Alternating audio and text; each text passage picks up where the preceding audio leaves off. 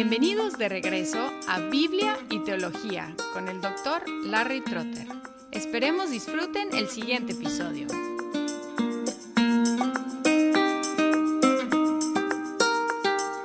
Originalmente, la Asamblea de Westminster intentó hacer un catecismo para unificar la instrucción en las iglesias del Reino Unido. Después de algunas salidas en falso, decidieron hacer dos catecismos. La descripción del Catecismo Mayor dice que es un directorio para catequizar a los que han logrado cierta destreza en el conocimiento y las bases de la religión. Escribieron el Catecismo Menor como un directorio para catequizar a los que son de capacidad más débil. Fueron dos comités distintos que trabajaron en los catecismos, pero es obvio que colaboraron.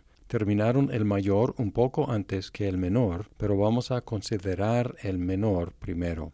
El plan del Catecismo Menor es así. En la primera pregunta tenemos el propósito del ser humano. Y luego sigue en las preguntas 2 y 3 con la Escritura. Y luego, 4 al 12, Dios. Seguido por el pecado en 13 al 19. Y luego el pacto de gracia en el capítulo 20. Entre el pecado y Cristo, como en la confesión de fe. Pacto de gracia 20, Cristo 21 al 28, la salvación 29 al 38, los deberes legales, es decir, de la ley, 39 al 84, una exposición de los 10 mandamientos, y luego los deberes evangélicos, es decir, del Evangelio, 85 al 87, y terminando con una sección sobre los medios de gracia, 88 al 107.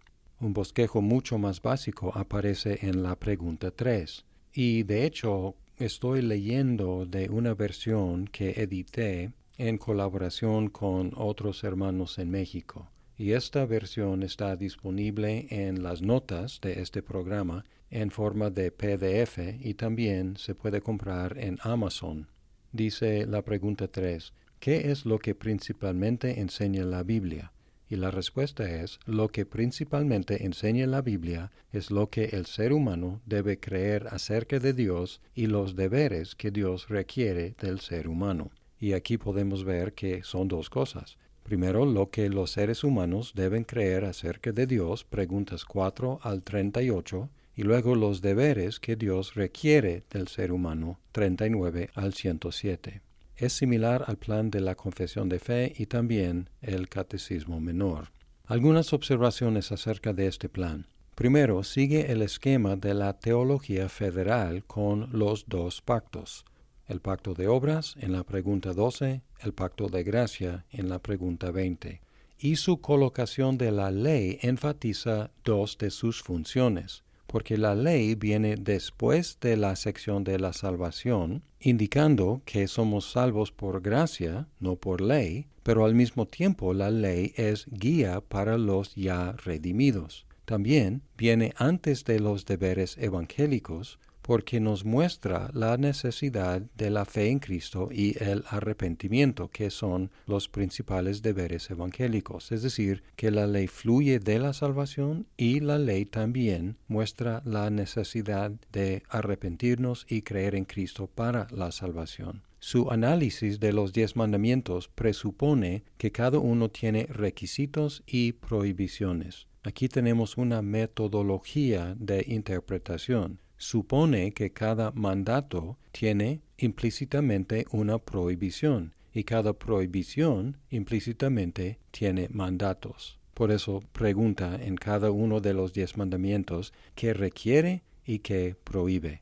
Concluye con una exposición del Padre Nuestro similar, enfatizando la importancia de la oración y reflejando el énfasis que Calvino hizo en su institución de la religión cristiana. Calvino es famoso por la sección sobre la predestinación, pero dedicó más espacio a la oración que a la predestinación, igual aquí en el Catecismo Menor. Y la última cosa que observo es que termina con el mismo tema con que empezó, que es la gloria de Dios. El tema que controla todo el catecismo y hasta cierto punto toda la teología de Westminster. La primera pregunta es ¿cuál es el propósito principal del ser humano? Y la respuesta es el propósito principal del ser humano es glorificar a Dios y gozar de Él para siempre. Y luego la última pregunta, 107, es ¿qué nos enseña la conclusión del Padre Nuestro? Y la respuesta es la conclusión del Padre Nuestro, porque tuyo es el reino y el poder y la gloria por todos los siglos. Amén. Nos enseña a derivar solamente de Dios los motivos para orar y también a alabarle en nuestras oraciones, atribuyéndole a Él solo el dominio, el poder y la gloria. En testimonio de nuestro deseo y seguridad de ser oídos, decimos Amén. Así empieza con el propósito del ser humano, que es el glorificar a Dios y gozar de Él, y termina atribuyéndole a Él solo el dominio, el poder y la gloria.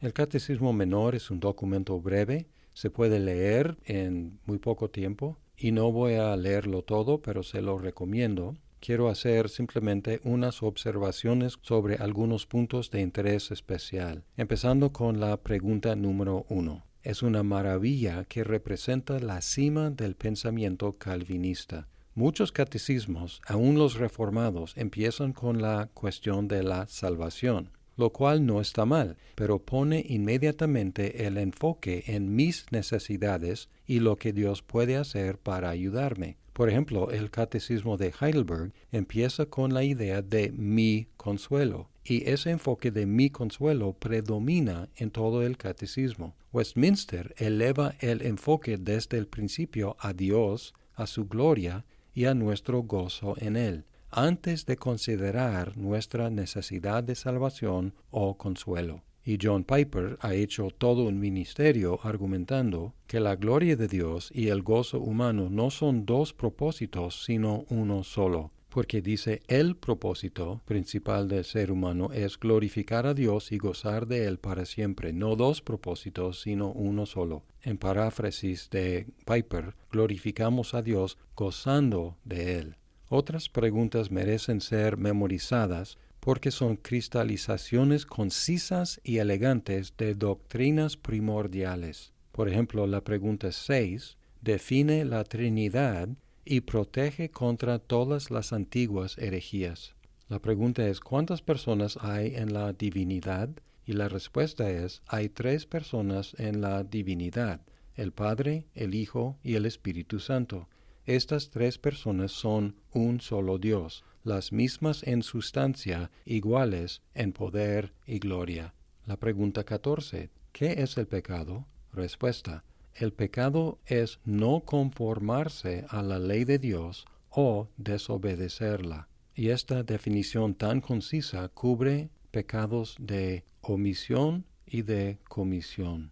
La pregunta 21 resume la cristología ortodoxa. Pregunta, ¿quién es el Redentor de los elegidos de Dios? Respuesta, el único Redentor de los elegidos de Dios es el Señor Jesucristo, el Hijo eterno de Dios, quien se hizo hombre, y así era y permanece para siempre, Dios y hombre, en 2 naturalezas distintas y una sola persona. Aquí resumidos los primeros 4 concilios ecuménicos. Las preguntas 33 al 35 definen los 3 beneficios principales de la salvación, y en la 33 tenemos desde mi perspectiva la mejor definición breve de la justificación. Pregunta, ¿qué es la justificación? Respuesta, la justificación es un acto de la libre gracia de Dios, por el cual Él perdona todos nuestros pecados y nos acepta como justos delante de Él, solamente porque nos acredita la justicia de Cristo, la cual recibimos por la fe únicamente. Y luego, como hemos notado con la Confesión de Fe de Westminster, incluye una pregunta también aquí sobre la adopción. Pregunta, ¿qué es la adopción? Respuesta, la adopción es un acto de la libre gracia de Dios, por el cual somos recibidos como sus hijos con todos los derechos y los privilegios de los hijos de Dios. Podemos observar que tanto la justificación como la adopción son actos de la libre gracia de Dios. Y luego tenemos la pregunta 35, ¿qué es la santificación? La santificación es la obra de la libre gracia de Dios, por la cual todo nuestro ser es restablecido a la imagen de Dios y somos hechos capaces de morir más y más al pecado y de vivir para la justicia.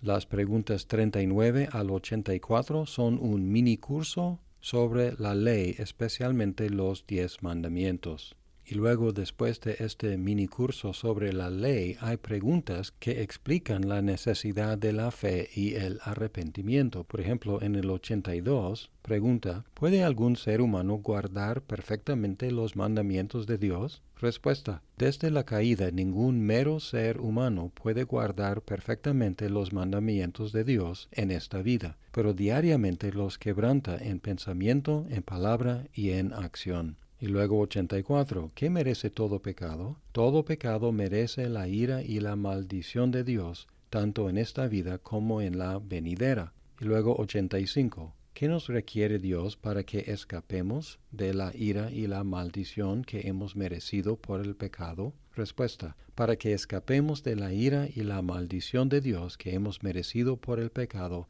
Dios requiere de nosotros la fe en Jesucristo, el arrepentimiento para la vida, con el empleo diligente de todos los medios externos por los cuales Cristo nos comunica los beneficios de la redención. Y luego, el resto del catecismo tiene que ver con la fe, el arrepentimiento y los medios de gracia. 86 y 87 dan definiciones muy útiles de la fe y el arrepentimiento. 86. ¿Qué es la fe en Jesucristo? La fe en Jesucristo es una gracia salvadora por la cual recibimos a Cristo como nos es ofrecido en el Evangelio y confiamos solamente en Él para la salvación. Aquí con Calvino enfatizando el elemento de la confianza en Cristo. Luego el arrepentimiento. ¿Qué es el arrepentimiento para vida? El arrepentimiento para vida es una gracia salvadora por la cual el pecador, teniendo una verdadera conciencia de sus pecados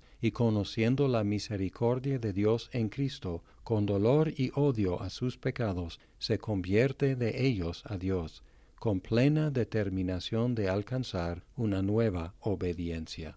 En la sección sobre los medios de gracia también tenemos definiciones muy útiles del bautismo y la cena del Señor en el 94. ¿Qué es el bautismo? Respuesta. El sacramento del bautismo es el lavamiento con agua en el nombre del Padre, del Hijo y del Espíritu Santo, que significa y sella nuestra unión con Cristo, nuestra participación en los beneficios del pacto de gracia y nuestro compromiso de ser del Señor. Y luego, 96. ¿Qué es la cena del Señor? El sacramento de la cena del Señor es dar y recibir pan y vino como Cristo mandó para simbolizar su muerte.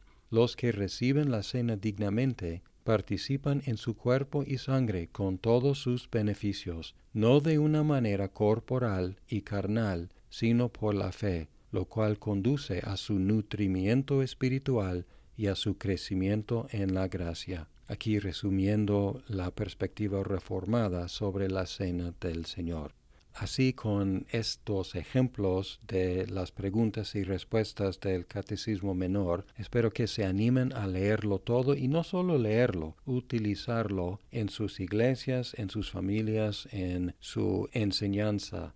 En nuestra iglesia en Guadalajara, por ejemplo, utilizamos el Catecismo Menor para nuestra clase de catecúmenos, preparando a los niños y los jóvenes para hacer sus profesiones de fe. También en el entrenamiento de ancianos y diáconos. Y en estos contextos requerimos que los participantes memorizaran ciertas preguntas y respuestas. En las notas de este programa pueden ver los números de las preguntas que asignamos, pero las menciono aquí.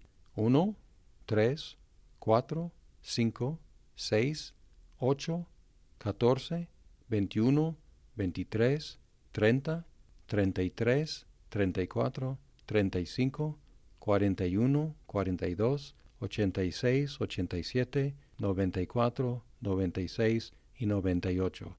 Y memorizando estas preguntas y respuestas, el creyente tendrá en su mente disponible en cualquier momento para su propia edificación o para la instrucción y edificación de otros, un resumen de la fe bíblica, un resumen de la teología bíblica. Y por eso hicimos en mi iglesia ya una versión en lenguaje actualizado de este catecismo, con la esperanza de que esta versión del catecismo menor sea de grandes bendiciones para otras generaciones, así como ha sido para mi iglesia, para mi familia y también en lo personal para mí. Altamente les recomiendo este catecismo, que a pesar de lo breve, o quizás por lo breve y conciso, es mi documento favorito sobre la teología bíblica.